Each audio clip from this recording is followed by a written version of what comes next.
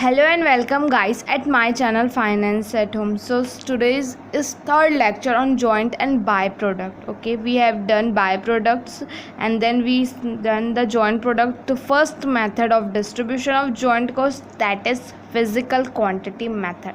Okay, if you haven't checked that video, go and check. I will give the link below the description box. In description box, sorry, I've said wrong, in description box, and I will post it in the eyeball button too, so you can find easily. Okay, so watch till the end so you get the concept clarity. Okay, आप concept समझ आएगा, क्योंकि आप आधा आधा देखेंगे तो पता नहीं चलेगा. And in this video I solve the question also, so it will be helpful to know how to solve the question as well as. So keep watching till the end, and if you like the video, please give the thumbs up. It's an appreciation for me, okay, that I have done something good. So just, it doesn't take a time, it just take a second for you guys, but it's take lots of time of mine. So just, and it's an appreciation for me also. Okay, just not, don't talk slip of tongue हो जाता है. Let's not talk too much. Started with the session. Okay, method of distribution of joint cost among the joint products, and why we have to do this. The main question is why we have to do this. We take an example as we earlier take it. We have a manufacturing company. Okay, we producing the chips and the fries as well as both. Okay, so in process we have put it the raw potato. Okay, 1 kg potato we have put it in the manufacturing. It's all an assumption, fictional. Okay, so don't think that manufacturing 1 kilo डाल रहा है, कैसे हो सकता है. So it's all काल्पनिक, so don't take it personally. Okay, so we have put it 1 kg of potato in a processing. Okay, the two main product is come out. First is fries and second is chips. Okay, the two main product, there is a other level of market shares in the market. Okay, they have their own identity in the market. Okay, so they are the main product. Okay, while processing you have done that 1 kilogram kgs is put it in the process, but how much the cost you will take for the both, because just you have put it 1 kg. Okay, get half kg of this and half kg of this. This is chips and this is fries. Okay, so what cost you will be, means in which cost you will sell this. For this we have to know, because it comes joint cost. Okay, 1 kg का एक मान लीजिए 100 रुपये है, इसका 100 रुपये है ये. ठीक है, 100 रुपये का ये 50, ये 50. ओके, ये 50 चिप्स निकले या 50 फ्राइज निकले. ओके, तो इनका कॉस्ट आप कितना, आप in which cost you will sell this. The processing cost how much you take, because आपने तो एक ही बार प्रोसेस किया था और ये दो चीज़ मेन प्रोडक्ट निकले, तो इन दोनों का मतलब कैसे आप प्रोपोर्शन कैसे करेंगे कि इनका इतना है, इनका इसका इतना है, इतना कॉस्ट है इसका, आपको कॉस्ट कैसे पता चलेगा. For this we do the जो मैथड ऑफ डिस्ट्रीब्यूशन ऑफ, क्या बोला है, मैथड ऑफ डिस्ट्रीब्यूशन. किसका डिस्ट्रीब्यूट करना है, joint cost among the joint product. Joint cost का डिस्ट्रीब्यूशन करना है among joint products. Okay, so we have done physical quantity method.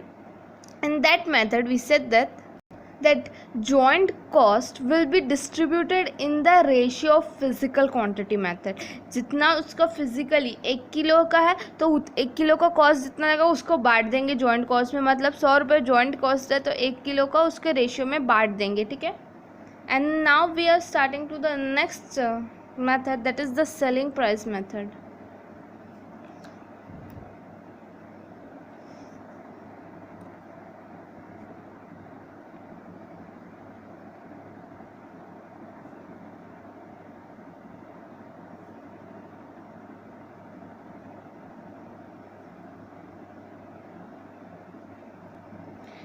So selling price method ये बोलता है कि जैसे ही आपका प्रोडक्ट निकला उसी समय आप बेच दीजिए, जैसे ही स्प्लिट हुआ, ठीक है, स्प्लिट ऑफ, सॉरी मेरे पेन्स थोड़े अच्छे नहीं चल रहे, let me take another pen, okay, back to the C, आपने 1 किलो डाला, ठीक है, यहाँ पे 2 आपके मेन प्रोडक्ट निकले, ओके, जैसे ही स्प्लिट हुआ आप वैसे ही तुरंत बेच दीजिए, जितना का वो सेलिंग प्राइस है मार्केट में उतने में बेच दीजिए, ओके, ठीक है। जैसे ही स्प्लिट होगा, पर किस बेसिस पे बेचेंगे, ऑन सेल्स वैल्यू, ठीक है, जितने की इसकी सेलिंग प्राइस है मार्केट में उतने में आप बेच दीजिए, ठीक है। तो मतलब इसमें फर्दर प्रोसेस नहीं कीजिए, फर्दर प्रोसेसिंग मत कीजिए, directly immediately sold out at the point of split of, okay, जैसे स्प्लिट हो रहा है आप वैसे ही इसको बेच दीजिए। तो सेलिंग प्राइस ये बोलता है कि sales the joint cost is apportion, कैसे कब होगा, on the basis of sales value, क्योंकि क्या बोला, सेलिंग प्राइस मेथड में किससे होगा, सेलिंग प्राइस के बेस पे होगा, जब वो स्प्लिट होता उस समय, okay. So the joint cost is apportion on the basis of sale value at the split of point, और या ऐसा भी बोल सकते हैं, प्रोडक्ट इज इमीडिएटली, तुरंत ही बिक जाएगा eight the split of point, okay, split of point में विदाउट फर्दर प्रोसेसिंग बेच दीजिए on the selling price, okay, हम, ठीक है, बेच दिया। अब आप पूरा कॉस्ट को कैसे डिवाइड करेंगे, जितना, अगर मान लीजिए 10 रुपये में बिका, ये 5 रुपये में बिका, तो 10 और 5 रुपये के हिसाब से हम अपोर्शन करेंगे 100 रुपये का, ठीक है। तो थोड़ा बुक से भी पढ़ लेते हैं, और जैसे under this matter, hope so आपको दिख रही होगी, एक सेकेंड, अन्ना इट्स वैसे, under this method the joint cost is apportion on the basis, apportion divide करेंगे, बांटेंगे, on the basis of sales value at the split of point, at the मतलब स्प्लिट होगा वैसे ही कर देंगे, मतलब इमीडिएटली। द लॉजिक क्या is that product should be bear the share of the joint cost according to sale price, logic ये है, दैट लॉजिक ये है कि जितना जिसका शेयर है, सेलिंग प्राइस है, उसके हिसाब से जॉइंट कॉस्ट बढ़ जाएगा, सेइंग दैट अगर if sales price is higher than of the product, more share of joint cost should be charge to that product, अगर सेल्स प्राइस उसका ज़्यादा है, मान लीजिए ABC है, अगर A का सेल्स प्राइस ज़्यादा है तो जॉइंट कॉस्ट वो ज़्यादा उसके पास आएगा, ठीक है, more joint cost should be charge, ज़्यादा चार्ज जॉइंट कॉस्ट कौन करेगा, A करेगा, और बाकी BC करेगा। बट इसका ये मतलब नहीं है कि वाइल प्रोसेसिंग और मैन्युफैक्चरिंग B और C में कम एफर्ट्स किए हैं, ठीक है, less efforts done in the B और C while manufacturing is not saying like this, okay, ये पूरा यही बोला है, okay, let's read, if the sales price that of the then that of the product, more share of the joint cost should be charged to that product, or if completely less than that of the other product, less shares of the joint cost should be charged to the same, okay, though logically this method seems to be sound in practice, सही लगता है एक practice मतलब दिनचर्या के समय ये सही लगता है, charging higher share of the joint cost to the product with higher sales में नॉट बी जस्टिफाइड, ये जस्टिफाइड नहीं करता है due to the fact that lesser efforts are required for manufacturing of the same, बाकी का ऐसा justify नहीं करता है कि ये वो दोनों, मान लीजिए B और C में कम एफर्ट्स किया, उसमें भी उतने किया बट उसकी सेलिंग प्राइस उतनी नहीं है, ठीक है, मार्केट में। सो ये था selling price method, okay. So we have done the theory part of the method, so now we are doing the practical part, okay. So let's start. A vegetable oil refining company obtains 4 products whose cost details are, joint cost उसका इतना है, output सामान बन के इतना निकला, ठीक है, इतना लीटर्स निकला, A का इतना, B का इतना, C का एंड D का। फर्दर प्रोसेसिंग कॉस्ट, इसमें और प्रोसेसिंग किया गया 2,40,000, A C में नहीं किया, D में इतना किया, ठीक है। The product can be sold as immediate, that is at the split of point without further processing, the sales price are इतना, ठीक है, एट इंटरमीडिएट में उसने यही बेच दिया, ठीक है, ठीक है। एज फिनिश प्रोडक्ट मतलब फर्दर प्रोसेसिंग करने के बाद किया, तो हम ये क्वेश्चन बस as intermediate selling price method के लिए क्वेश्चन सॉल्व कर रहे हैं, ओके, सेलिंग प्राइस मेथड के लिए। बाकी NRV इसमें बोला है calculate product wise profit allocating और NRV compare the profitability in selling the product with और विदाउट। ठीक है, ये बाद में करेंगे, बट मैं बस ये सेलिंग प्राइस मेथड को क्लियर करने के लिए क्वेश्चन सॉल्व कर रहे हैं। ओके, सो अल्टीमेटली हमें ये चाहिए क्यों, क्योंकि हमें पता होना चाहिए हमें प्रॉफिट कितना और ऐसे कर क्यों रह रहे हैं। स्प्लिट ऑफ पॉइंट और further processing, question is that कि स्प्लिट ऑफ पॉइंट में हम क्यों बेच दे रहे हैं और फर्दर प्रोसेसिंग करने के बाद क्यों बेच रहे हैं। ठीक है, उसने क्वेश्चन पूछा था।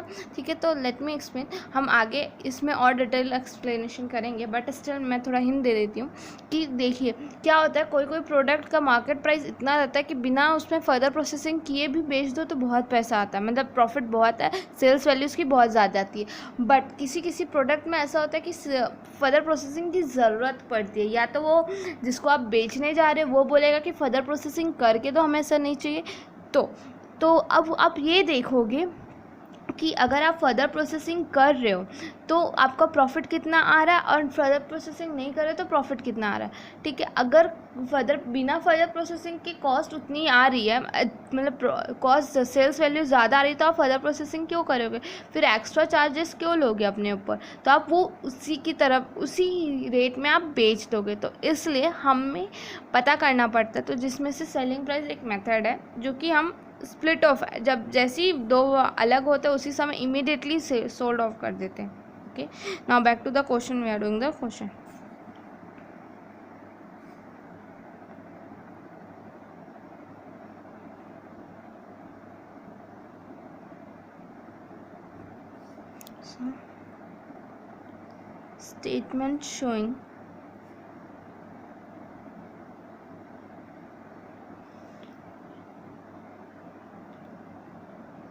Statement showing competition of profit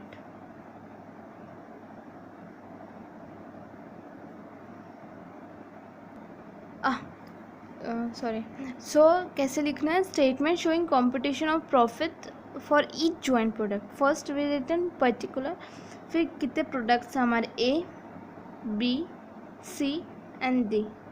okay, यहाँ पे छोटा सा टोटल कर लीजिएगा, मेरा इधर आ रहा है, आप इधर कर लीजिएगा। ओके, तो फर्स्ट आउटपुट्स कितने निकले उसके, A का निकला 5 लाख लीटर्स, ओके, B का निकला 10 लीटर्स, C का निकला 5000 लीटर्स एंड D का निकला 9000 kgs। Okay okay, selling price intermediate का लेंगे क्योंकि हम जैसे ही वो अलग हो रहे हैं उसी समय सोल्ड आउट कर दे रहे हैं। ठीक है, तो कितना दिया, 1.20, 4, 6.40 एंड 24। ओके, तो सेल्स वैल्यू क्या होगी हमारी, सो सेल्स वैल्यू कितना आ जाएगा, 5 × 1.20 that is 6 lakh. Okay,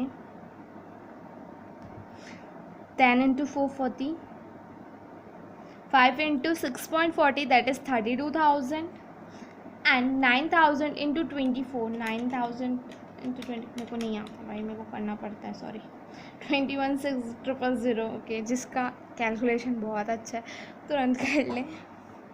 okay, सो ना सेल्स वैल्यू निकल गई है। ओके, सो सेल्स वैल्यू निकल गई, अब हमें क्या करना है, जो जॉइंट कॉस्ट है उसको किसके बेसिस में डिवाइड करना है, पोर्शन किसके बेसिस में करना है, सेल्स वैल्यू की रेशियो के बेसिस में करना। तो हमारा जॉइंट कॉस्ट कितना था, दैट इज 8,29,000। ओके, और हमें अपोर्शमेंट किससे करना है, सेल्स वैल्यू से, जो सेल्स वैल्यू आ रही है उस पर करना है। ठीक है, ठीक है, तो इन लोग का टोटल कितना आएगा, 6,40,000। सो इनका आएगा 888,000। Okay,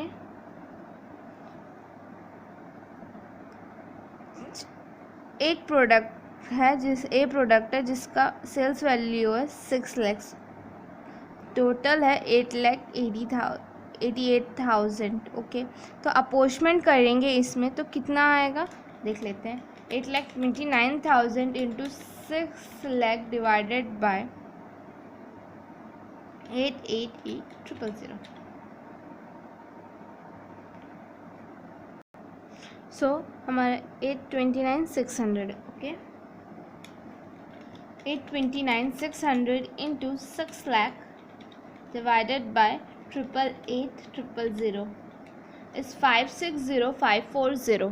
okay, 560,540. ओके, ये आ गया. सेम बाकी के लिए भी करेंगे. 8,29,000 into 40,000 divided by 888,000 is 37342.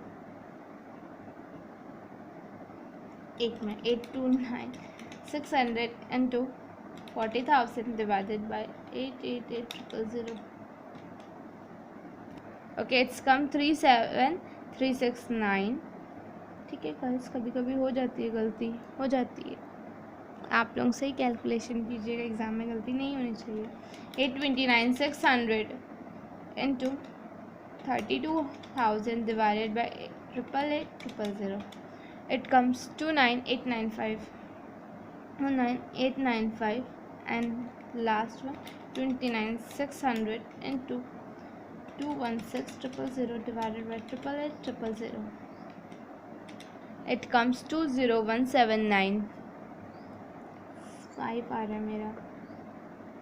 9596 ले लेते हैं. एज अ बुक में ऐसा 96 लिया हुआ है तो it's come 5. Okay, it's don't take 5 6 because approximately भी 5 ही आएगा. ठीक है, कैलकुलेशन. अब इन लोग का टोटल कर लेते हैं. 560,540 प्लस 37369 प्लस 29,895 प्लस 201,795. ओके, अब समझ आया क्योंकि उसने 6 क्यों लिया. क्योंकि अगर हम ऐसा लेते हैं तो ये 82959 आना चाहिए, बट हमारा जॉइंट कॉस्ट कितना 829,600 है, तो दैट्स वाई ये 6 किया है. तो आप 6 कर सकते हैं. ठीक है, 829,600. ओके, अब निकालना है हमें प्रॉफिट. तो सेल्स माइनस जॉइंट कॉस्ट. ठीक है, 6 lakh minus 560,540. It comes 39,460. 39,460.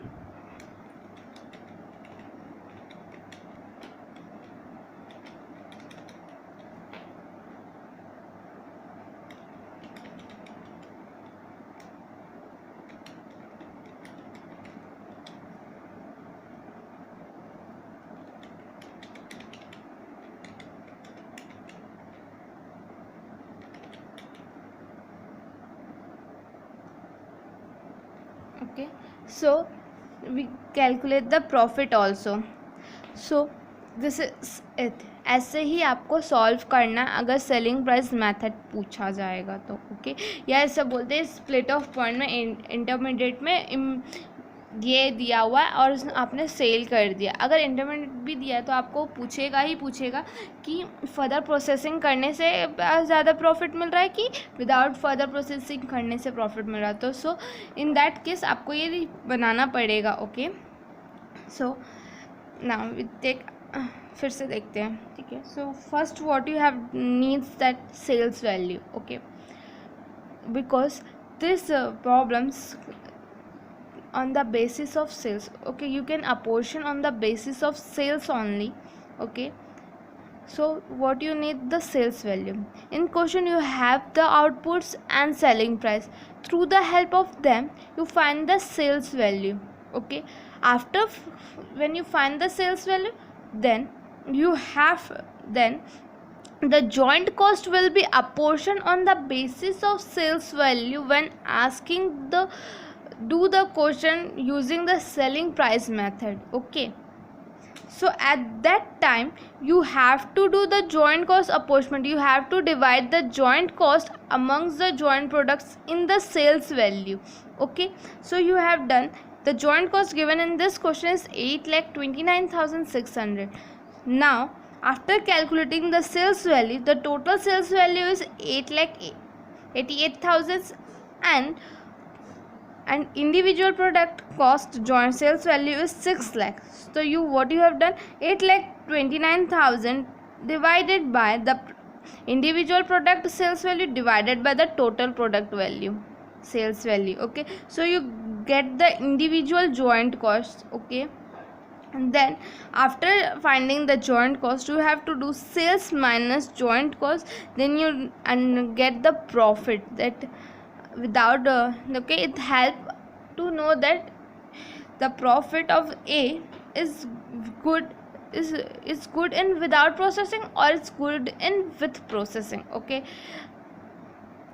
so for today's session, that's it. We have done two method of distribution. That first is physical quantity method and second is selling quantity method.